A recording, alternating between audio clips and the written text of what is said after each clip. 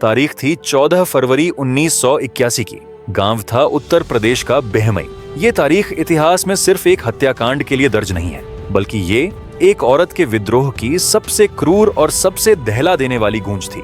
उस दिन फूलन देवी नाम की एक औरत ने अपने गिरोह के साथ मिलकर गांव के 22 ठाकुर मर्दों को एक लाइन में खड़ा किया और उन्हें गोलियों से भून दिया। ये खबर आग की तरह पूरे देश में फैल गई। अखबारों के लिए वो एक खूंखार डाकू थी, सरकार के लिए वो एक चुनौती थी और ऊंची जातियों के लिए वो उनके सम्मान पर एक कलंक थी। लेकिन लाखों दबे कुचले और पिछड़ी जातियों के लोगों के लिए वो देवी बन गई, एक ऐसी देवी जिसने जुल्म का बदला लेने के लिए खुद हथियार उठा लिए थे। लेकिन सवाल ये है कि कौन थी फूलन देवी? क्या वो एक पैदाइशी अपराधी थी या उसे हालातों ने अपराधी बनाया? ये चेहरा एक कातिल का था या एक मजलूम का जिसने इंसाफ अपने हाथों में ले लिया था? आखिर उन्हें क्यों ये कहना पड़ रहा था कि अगले जन्म में भले ही जानवर बन जाए पर औरत नहीं बनना चाहेंगी? आप अगले जन्म में क्या बनना चाहेंगी? हम अगले जन्म में भले ही जानवर बन जाएं पर इस तरह की मतलब औरत नहीं बनना चाहेंगे। ये कहानी एक औरत के इंतकाम की है या उस समाज के पतन की जिसने उसे बंदूक उठाने पर मजबूर कर दिया? ये कहानी है भारत की सबसे चर्चित और सबसे विवादित बैंडिट क्वीन की। ये कहानी है बीहड़ के कांटों से निकलकर संसद के गलियारों तक पहुंचने की। ये कहानी है फूलन देवी की। लेकिन हर बार की तरह इनकी कहानी भी इनके बचपन से स्टार्ट करते हैं। तो बात है 10 अगस्त 1963 को उत्तर प्रदेश के जालौन जिले के एक छोटे से गुमनाम गांव गोरहा का पूर्वा में। ये गांव यमुना और चंबल नदियों के किनारे बसा था। एक ऐसा इलाका जो अपनी गरीबी और बीहड़ों के लिए जाना जाता था। ये वही बीहड़ थे जो बाद में फूलन देवी का घर बने। फूलन देवी का जन्म मल्लाह जाति के एक बेहद गरीब परिवार में हुआ था। उनके पिता का नाम देवीदीन और मां का नाम मूला था। मल्लाह, जिन्हें निषाद भी कहा जाता है, पारंपरिक रूप से नाव चलाने और मछली पकड़ने का काम करते थे। हिंदू जाति व्यवस्था में उन्हें शूद्रों में गिना जाता था, जो सामाजिक सीढ़ी के सबसे निचले पायदानों में से एक था। उनका जीवन नदी के किनारे गांव की सरहदों पर ऊंची जाति के ठाकुर जमींदारों की दया पर निर्भर था। वे ठाकुरों के खेतों में काम करते, उनकी बेगार करते और हर दिन अपमान सहते थे।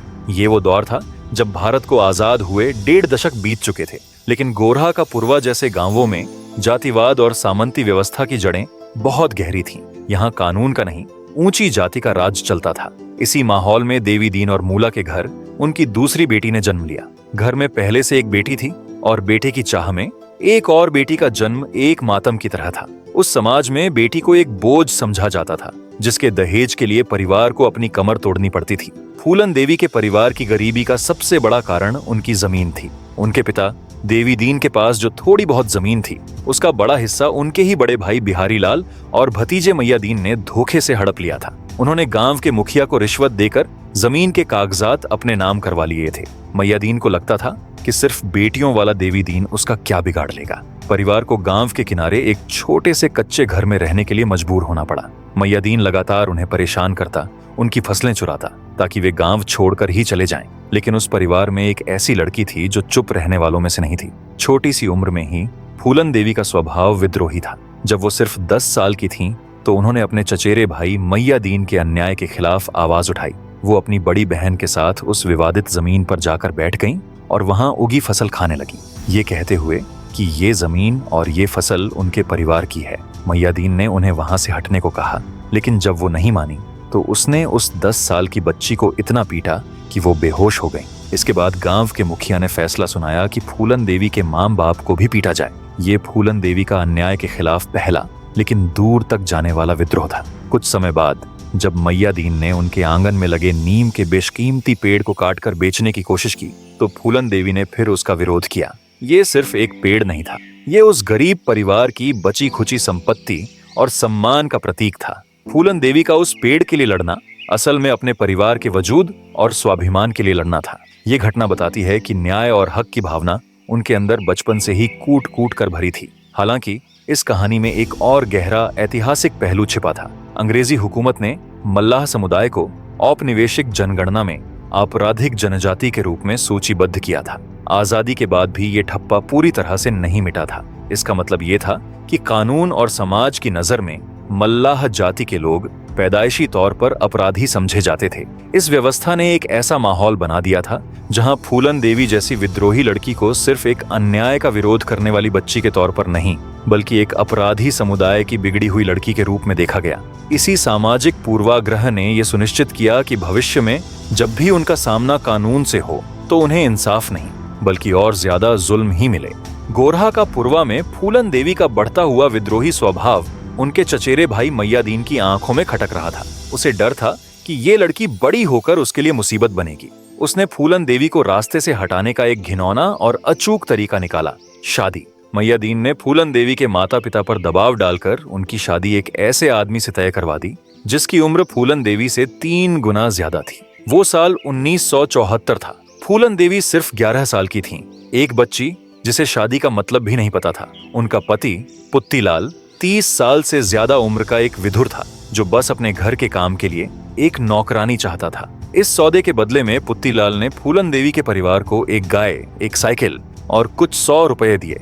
ये शादी नहीं, एक सौदा था जिसमें मैयादीन ने अपने रास्ते का कांटा निकाल फेंका था। उस समय के रिवाज के मुताबिक लड़की को बालिग होने तक अपने मायके में ही रहना होता था, लेकिन पुत्तीलाल कुछ ही महीनों में वापस आया और 11 साल की फूलन देवी को अपने साथ ले गया। वहां फूलन देवी के लिए एक अंतहीन दुख स्वप्न शुरू हो गया। पुत्तीलाल ने उनकी छोटी उम्र का कोई लिहाज नहीं किया और लगातार उनके साथ दुर्व्यवहार और मारपीट करता रहा। उस नर्क में फूलन देवी बुरी तरह बीमार पड़ गईं। जब उनके माता पिता उन्हें देखने आए तो वे अपनी बेटी की हालत देखकर दहल गए। वे उन्हें वापस घर ले आए, जहां पता चला कि उन्हें खसरा हो गया है। खसरा एक अत्यधिक संक्रामक वायरल बीमारी है जो तेज बुखार, नाक बहना, खांसी और पूरे शरीर पर लाल चकत्ते बना देती है। लेकिन समाज के नियम बहुत क्रूर थे।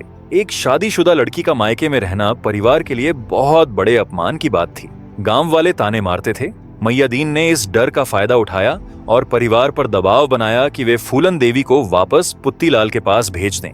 मजबूर होकर माँ बाप ने अपनी बेटी को फिर से उसी नर्क में धकेल दिया। फूलन देवी अपनी आत्मकथा आई फूलन देवी में लिखती हैं कि उस पल उन्होंने दुर्गा माँ की कसम खाई थी कि वो इस दर्द का बदला जरूर लेंगी। उन्होंने कसम खाई कि वो डरकर नहीं झेंगी, वो जिंदा रहेंगी और अपना बदला पूरा करेंगी। कुछ समय बाद वो फिर से भागकर अपने घर आ गईं, लेकिन इस बार हालात और भी बदतर थे। गांव की नजर में वो अशुद्ध और कलंकिनी हो चुकी थीं। उनकी अपनी माँ ने उनसे कहा, जाकर किसी कुएं में डूब मर या यमुना में कूद जा। ये सिर्फ एक माँ की नफरत नहीं थी, ये उस पूरे समाज का डर था जो एक औरत के अपने पति को छोड़ने पर परिवार का हुक्का पानी बंद कर सकता था। ये उस लाचार पितृसत्ता का प्रतिबिंब था जहां पीड़ित को ही दोषी ठहराया जाता था और जहां सामाजिक सम्मान की कीमत एक बेटी की जिंदगी से ज्यादा थी। गांव वालों ने उन्हें सार्वजनिक संपत्ति मान लिया। उन्हें कुएं से पानी नहीं भरने दिया जाता था। कोई भी जब चाहे उन्हें अपमानित करता और उनके साथ बलात्कार करता। हद तो तब हो गई जब गांव के कुछ लोगों ने उनके अपने ही घर में उनके माँ बाप के सामने उनके साथ बलात्कार किया। अब फूलन देवी के लिए समाज के सारे दरवाजे बंद हो चुके थे। उनके पास खोने के लिए कुछ नहीं बचा था सिवाय अपनी जिंदगी के। अपने ही गांव में हर दिन हो रहे जुल्म और अपमान से तंग आकर भी फूलन देवी ने हार नहीं मानी। उन्होंने एक बार फिर अपने परिवार की जमीन के लिए लड़ने का फैसला किया। साल 1978 में वो इलाहाबाद हाईकोर्ट में मैयादीन के खिलाफ मुकदमा दायर करने तक पहुंच गईं। एक अनपढ़ निचली जाति की लड़की का ये कदम उस सामंती समाज में एक भूचाल जैसा था। इस दुस्साहस से मैयादीन आग बबूला हो गया। उसने बदला लेने के लिए फूलन देवी के पिता की पूरी फसल जला दी और पुलिस में फूलन देवी के खिलाफ ही चोरी का झूठा मुकदमा दर्ज करवा दिया। पुलिस ने फूलन देवी को गिरफ्तार कर लिया। 1 महीने तक जेल में उन्हें से रखा गया, जहां पुलिस वालों ने भी उनके साथ बार बार बलात्कार किया। ये फूलन देवी के जीवन का वो मोड़ था जहां कानून और समाज पर से उनका आखिरी भरोसा भी उठ गया। जिस पुलिस को उनका रक्षक होना चाहिए था वही उनकी असमत की लुटेरी बन गई। ये सिर्फ कुछ पुलिस वालों की करतूत नहीं थी, ये उस पूरी व्यवस्था का असली चेहरा था जो एक निचली जाति की औरत को इंसान समझने को तैयार नहीं थी। जेल से छूटने के बाद फूलन देवी का गुस्सा और हताशा चरम पर थी। उन्होंने अपने एक और चचेरे भाई पर पत्थर से हमला कर दिया जो उन्हें परेशान कर रहा था। अब यह साफ हो चुका था कि गांव में उनके लिए कोई जगह नहीं बची थी। साल 1979 की एक रात डाकुओं का एक गिरोह जिसका सरगना बाबू गुज्जर था, गोरहा का पुरवा आया और फूलन देवी को उठा ले गया। ये अपहरण कोई इत्तेफाक नहीं था। कुछ वृत्तांतों के अनुसार फूलन देवी को जेल से छुड़ाने के लिए जो जमानत दी गई थी वो असल में डाकुओं को दी गई रिश्वत थी ताकि वे उन्हें पुलिस की हिरासत से निकालकर अपने कब्जे में ले लें। अगर ये सच है तो ये उस समय के कानून और अपराध के भयानक गठजोड़ को उजागर करता है, जहां पुलिस खुद एक बलात्कृत लड़की को डाकुओं के हाथ बेच रही थी। इस तरह समाज और कानून से धक्के खाकर फूलन देवी चंबल के बीहड़ों में पहुंच गईं। ये एक ऐसी दुनिया थी जहां बंदूक का राज था, जहां जिंदगी और मौत के बीच का फासला बहुत कम था। लेकिन फूलन देवी के लिए ये शायद उस गांव की घुटन भरी जिंदगी से बेहतर था, जहां हर पल उनकी इज्जत और जान खतरे में थी। बीहड़ ने उन्हें समाज से छीना था, लेकिन शायद यहीं उन्हें अपनी मुक्ति का रास्ता मिलना था। बीहड़ों की दुनिया भी बाहर की दुनिया से अलग नहीं थी। यहाँ भी ताकत और क्रूरता का बोलबाला था। गिरोह का सरगना बाबू गुज्जर फूलन देवी को अपनी निजी संपत्ति समझता था और उनके साथ लगातार बलात्कार करता था। फूलन देवी एक कैद से निकलकर दूसरी कैद में आ गई थी, लेकिन उसी गिरोह में एक शख्स था जो फूलन देवी के दर्द को समझता था, विक्रम मल्लाह। विक्रम गिरोह में बाबू गुज्जर के बाद दूसरे नंबर पर था और वो भी फूलन देवी की ही तरह मल्लाह जाति का था। उसे बाबू गुज्जर का फूलन देवी के साथ ये बर्ताव पसंद नहीं था। वो फूलन देवी के प्रति सहानुभूति रखता था और ये सहानुभूति धीरे धीरे प्यार में बदल गई। एक दिन जब बाबू गुज्जर फिर से फूलन देवी के साथ जबरदस्ती कर रहा था, विक्रम मल्लाह ने उसे देख लिया। उसने अपनी बंदूक उठाई और बाबू गुज्जर को गोली मार दी। उस एक गोली ने फूलन देवी को एक और अत्याचारी से आजाद कर दिया था। बाबू गुज्जर की मौत के बाद विक्रम मल्लाह गिरोह का नया सरदार बन गया। विक्रम के साथ फूलन देवी की जिंदगी पूरी तरह बदल गई। पहली बार किसी ने उन्हें सम्मान दिया था, उन्हें अपने बराबर समझा था। विक्रम ने उन्हें सिर्फ अपनी प्रेमिका नहीं बल्कि अपना साथी बनाया। उसने फूलन देवी को बंदूक चलाना सिखाया, उन्हें बीहड़ के कायदे कानून सिखाए और उन्हें एक डाकू से एक लड़ाका बनाया। विक्रम के संरक्षण और प्यार में फूलन देवी का आत्मविश्वास वापस लौटा। वो अब एक डरी सहमी लड़की नहीं थी, बल्कि गिरोह की एक सक्रिय और सम्मानित सदस्य थीं। अगले 1 साल तक विक्रम और फूलन देवी ने साथ मिलकर ऊंची जाति के गांवों में डकैतियां डाली, अमीर साहूकारों को लूटा और गाड़ियों को रोका। इस दौरान फूलन देवी की ख्याति दूर दूर तक फैलने लगी। निचली जातियों के बीच वो एक रॉबिन हुड जैसी छवि बन गई, एक ऐसी नायिका जो अमीरों से लूट कर गरीबों में बांटती थीं। गांव के लोग उन्हें दस्यु सुंदरी कहने लगे और उनकी पूजा करने लगे। उन्हें देवी दुर्गा का अवतार मानने लगे। कई गरीब परिवारों की बेटियों की शादी के लिए दहेज का पैसा भी फूलन देवी ने दिया। इसी दौरान फूलन देवी ने अपने पहले पति पुत्तीलाल से भी अपना बदला लिया। विक्रम की मदद से उन्होंने पुत्तीलाल को अगवा किया और उसे बुरी तरह पीट कर सजा दी।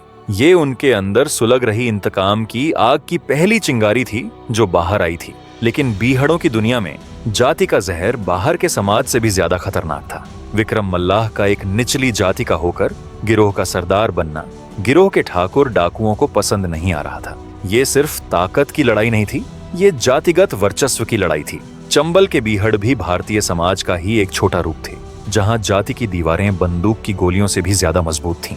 विक्रम और फूलन देवी की ये खुशी और उनका प्यार ज्यादा दिन टिकने वाला नहीं था। साल 1980 में गिरोह के 2 पुराने सदस्य श्री राम सिंह और लाला राम सिंह जेल से रिहा होकर वापस आए। वो दोनों ठाकुर जाति के थे और गिरोह के पूर्व सरदार थे। उन्हें मानेक साख ने एक मल्लाह का सरदार बनना और एक मल्लाह औरत का उसके बराबर बैठना बर्दाश्त नहीं हुआ। गिरोह के अंदर सत्ता और जाति को लेकर एक संघर्ष शुरू हो गया। ठाकुर भाइयों ने एक साजिश रची। अगस्त 1980 में उन्होंने धोखे से विक्रम मल्लाह की हत्या कर दी। विक्रम की मौत के साथ ही फूलन देवी का एकमात्र सहारा और रक्षक भी छिन गया। वो एक बार फिर अकेली और असहाय हो गई थीं। श्री राम और लाला राम ने फूलन देवी को अपना बंदी बना लिया। वो उन्हें पास के एक गांव बेहमई ले गए जो ठाकुरों का गढ़ माना जाता था। वहां फूलन देवी को एक कमरे में बंद कर दिया गया और उनके साथ वहशियाना दरिंदगी की एक ऐसी दास्तान लिखी गई जिसने उनकी आत्मा को हमेशा के लिए जख्मी कर दिया। अगले कई हफ्तों तक श्री राम, लाला राम और गांव के दूसरे ठाकुर मर्दों ने उनके साथ सामूहिक बलात्कार किया। ये सिर्फ हवस नहीं थी, ये एक निचली जाति की औरत को उसकी औकात याद दिलाने का एक क्रूर अनुष्ठान था।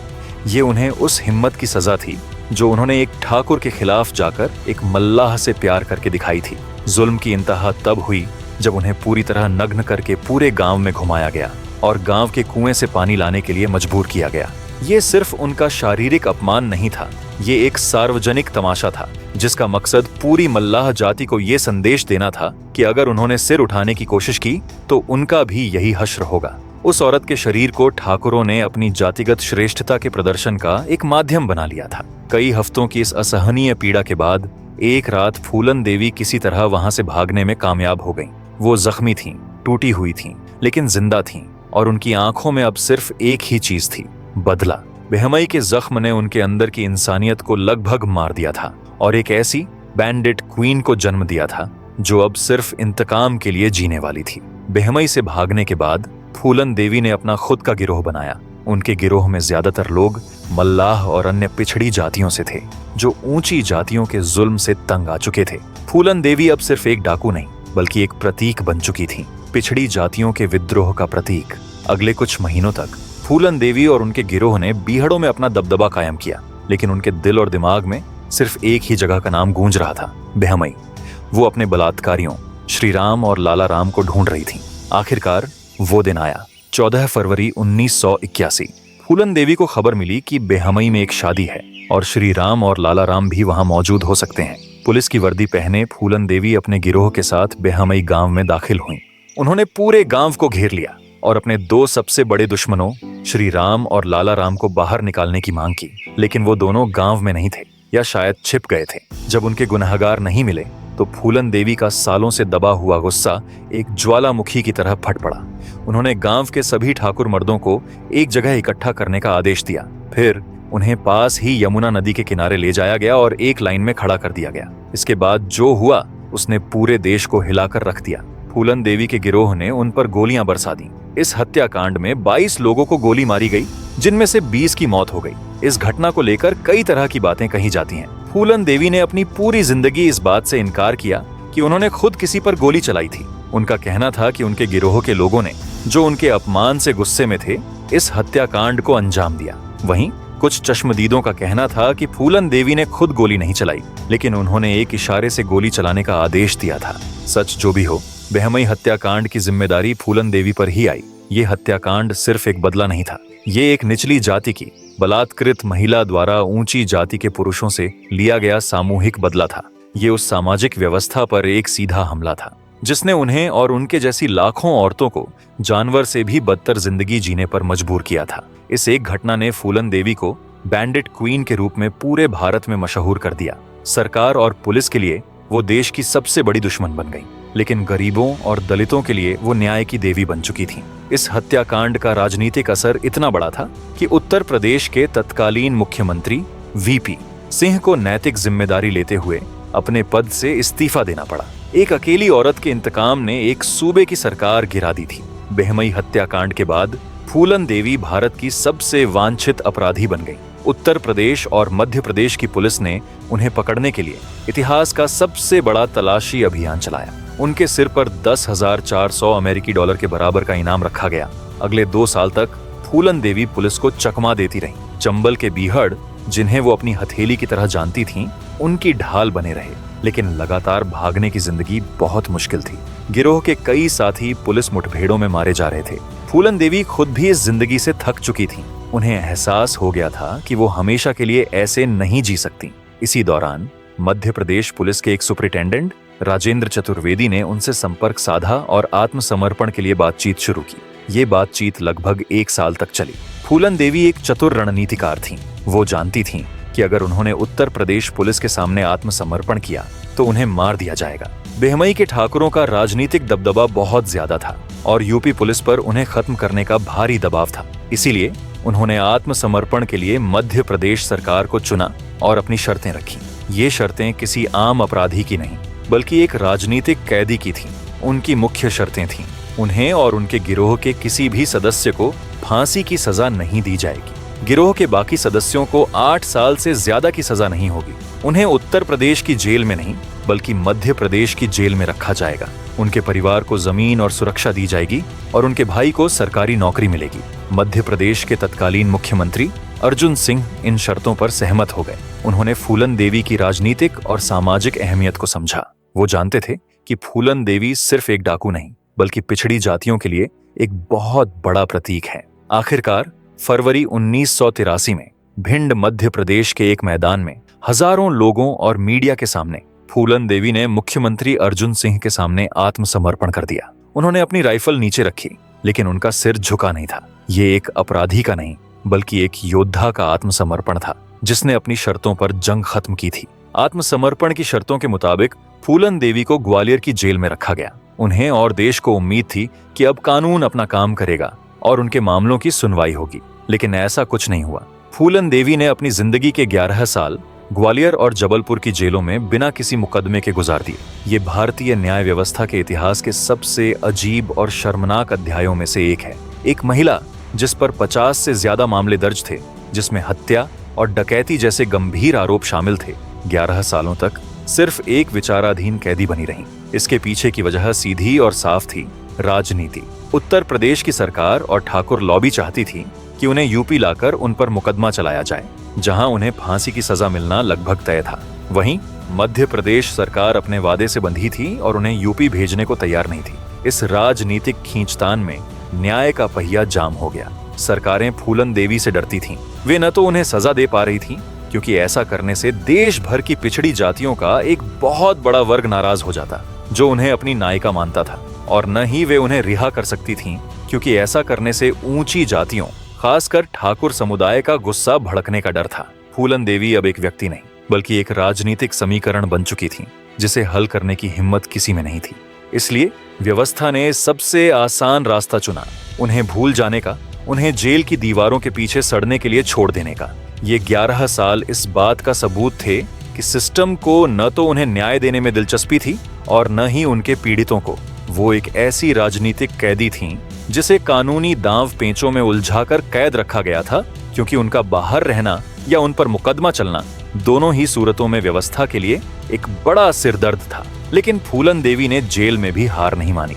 वो बीमार रहीं, उन्हें खराब स्वास्थ्य से जूझना पड़ा, लेकिन उन्होंने अपनी लड़ाई जारी रखी। उनकी कहानी देश और दुनिया में फैलती रही, उन पर किताबें लिखी गईं और 1994 में शेखर कपूर ने बैंडिट क्वीन नाम से एक फिल्म बनाई, जिसने उन्हें अंतर्राष्ट्रीय स्तर पर पहचान दिलाई। हालांकि फूलन देवी ने खुद इस फिल्म का विरोध किया, क्योंकि उनका मानना था कि फिल्म ने उनकी कहानी को सही तरीके से नहीं दिखाया और उनकी सहमति के बिना उनके बलात्कार के दृश्यों को फिल्माया गया। आखिरकार 1994 में उत्तर प्रदेश में राजनीतिक समीकरण बदले। मुलायम सिंह यादव की समाजवादी पार्टी की सरकार सत्ता में आई, जिसका मुख्य आधार पिछड़ी जातियां और यादव थे। उन्होंने जनहित का हवाला देते हुए फूलन देवी के खिलाफ चल रहे सभी मामलों को वापस लेने का फैसला किया। इस राजनीतिक फैसले ने फूलन देवी की रिहाई का रास्ता साफ कर दिया। 1994 में 11 साल की लंबी कैद के बाद फूलन देवी जेल से बाहर आईं। वो एक ऐसी महिला थीं जिसे व्यवस्था ने तोड़ा, कुचला और भुलाने की कोशिश की, लेकिन जो हर बार राख से फिर उठ खड़ी हुईं। अब वो एक नई लड़ाई के लिए तैयार थीं, राजनीति की लड़ाई। जेल से रिहा होने के बाद फूलन देवी ने वो किया जिसकी किसी ने कल्पना भी नहीं की थी। उन्होंने अपने उत्पीड़कों से बदला लेने के लिए बंदूक नहीं, बल्कि लोकतंत्र को अपना हथियार बनाया। वो समाजवादी पार्टी में शामिल हो गईं, एक ऐसी पार्टी जो निचली और पिछड़ी जातियों के अधिकारों की बात करती थी। साल 1996 में समाजवादी पार्टी ने उन्हें उत्तर प्रदेश की मिर्जापुर लोकसभा सीट से अपना उम्मीदवार बनाया। ये एक ऐतिहासिक क्षण था। एक महिला जिसे कभी देश की सबसे बड़ी दुश्मन माना जाता था, अब उसी देश का कानून बनाने के लिए जनता से वोट मांग रही थी। उनके विरोधी उन्हें हत्यारिन और डाकू कहकर उनका मजाक उड़ाते थे, लेकिन गरीबों, दलितों और पिछड़ी जातियों के लिए वो उनकी अपनी आवाज थी। चुनाव प्रचार के दौरान फूलन देवी ने कहा, बीजेपी मुझे धमकी देती है कि वे मुझे बर्बाद कर देंगे, लेकिन वे मुझे क्या नुकसान पहुंचा सकते हैं। मेरी जिंदगी तो 16 साल पहले ही बर्बाद हो गई थी। वे मुझे डाकू और अपराधी कहते हैं, लेकिन मैं अपराधी नहीं हूँ। नतीजे आए तो सब हैरान रह गए। फूलन देवी चुनाव जीत गईं और भारत की संसद लोकसभा की सदस्य बन गई। ये लोकतंत्र का सबसे बड़ा चमत्कार था और उस सामंती व्यवस्था के मुंह पर सबसे करारा तमाचा। जिन लोगों ने उन्हें कभी इंसान नहीं समझा, अब उन्हें संसद में उन्हें माननीय सांसद कहकर संबोधित करना पड़ रहा था। ये फूलन देवी की सबसे बड़ी जीत थी, एक ऐसी जीत जो उन्होंने गोली से नहीं बल्कि वोट से हासिल की थी। सांसद के रूप में उन्होंने उन लोगों के लिए काम किया जिनकी आवाज कभी सुनी नहीं गई थी। उन्होंने महिलाओं, दलितों और गरीबों के अधिकारों के लिए संसद में आवाज उठाई। वो उस व्यवस्था का हिस्सा बन गई थीं जिसने कभी उन्हें खत्म करने की पूरी कोशिश की थी। 1998 के चुनाव में वो हार गईं, लेकिन उन्होंने हिम्मत नहीं हारी। 1999 में वो फिर से मिर्जापुर से चुनाव लड़ी और दूसरी बार सांसद चुनी गईं। इसी दौरान 1994 में उन्होंने उम्मेद सिंह से शादी की और एक सामान्य पारिवारिक जीवन जीने की कोशिश करने लगी। लेकिन फूलन देवी का अतीत उनकी परछाई की तरह हमेशा उनके साथ रहा। सांसद बनने के बावजूद बेहमई हत्याकांड के मामले कानूनी तौर पर फिर से खुल गए थे। सुप्रीम कोर्ट ने भी 1996 में मामलों को खारिज करने की उनकी याचिका को ठुकरा दिया था। इसका मतलब ये था कि जिस समय वो देश के लिए कानून बना रही थीं, उसी समय देश का कानून उन्हें एक हत्या के मामले में कटघरे में खड़ा करने की कोशिश कर रहा था। ये विडंबना दिखाती है कि राजनीतिक ताकत हासिल करने के बाद भी वो उस व्यवस्था के जाल से पूरी तरह कभी आजाद नहीं हो पाई जिसने उन्हें जन्म दिया था। 25 जुलाई 2001 एक सामान्य दिन। फूलन देवी संसद के सत्र में भाग लेने के बाद दोपहर के भोजन के लिए नई दिल्ली में अपने सरकारी आवास पर लौटी। जैसे ही वो अपनी कार से उतरी, 3 नकाबपोश हमलावरों ने उन पर गोलियां बरसानी शुरू कर दी। फूलन देवी को 5 गोलियां लगीं और उन्होंने मौके पर ही दम तोड़ दिया। भारत की बैंडिट क्वीन की कहानी का अंत देश की राजधानी की सबसे सुरक्षित सड़कों में से एक पर दिन दहाड़े खून से लथपथ हो गया। कुछ दिनों बाद शेर सिंह राणा नाम के एक व्यक्ति ने इस हत्या की जिम्मेदारी लेते हुए आत्मसमर्पण कर दिया। उसने कहा कि उसने ये हत्या 1981 के बेहमई हत्याकांड का बदला लेने के लिए की थी, जहां उसके जाति के 22 ठाकुर मारे गए थे। ये हत्या एक बार फिर इस बात का सबूत थी कि फूलन देवी की लड़ाई कभी सिर्फ उनकी अपनी नहीं थी। ये जातियों की लड़ाई थी जो बीहड़ों से शुरू होकर संसद के दरवाजे तक पहुंच गई थी और आखिरकार उनकी जान ले ली। फूलन देवी की हत्या का मुकदमा लंबा चला। 10 साल की सुनवाई के बाद 2014 में दिल्ली की एक अदालत ने शेर सिंह राणा को हत्या का दोषी ठहराया और उसे आजीवन कारावास की सजा सुनाई। लेकिन 10 अन्य आरोपियों को सबूतों के अभाव में बरी कर दिया गया।